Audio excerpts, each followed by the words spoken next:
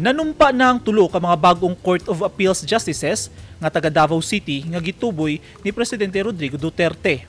Gianunsyo sa Malacañang nitong Marso 8, dunay mga bagong mulingkod sa mga key positions sa gobyerno. Ang ipangtudlo ni Pangulong Rodrigo Duterte, sagad taga Mindanao. Napili ni Pangulong Duterte isip bagong ad interim chairperson sa Commission on Elections si kanhi National Commission on Muslim Filipino Secretary nga si Saidin Pangarungan nga taga Mindanao. Siya ang ikaduhang Muslim nga taga Mindanao nga mangulo sa COMELEC human kang Sheriff Abbas. Nagsulod sa politika niya tong 1979, nahimong assemblyman hangtod 1982. Gi-appoint nga gobernador ni kanhi President Corazon Aquino sa Lanao del Sur. Gisaligang abogado sa mga dagkong kumpanya sa nasod si Pangarungan.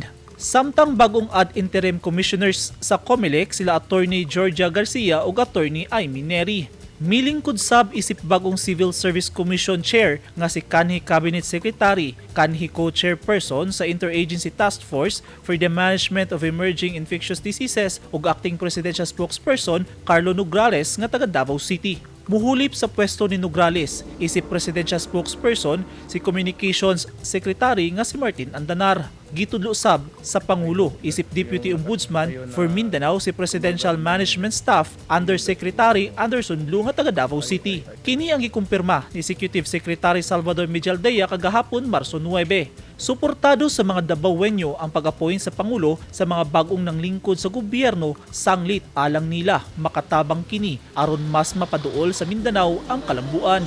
Kini advantage jud ni para sa ato nga taga Davao kay nganuman sila makatabang man gyud sa atoa no taga Davao diri sa Mindanao nga ang kalambuan mahatag gyud diri sa Mindanao.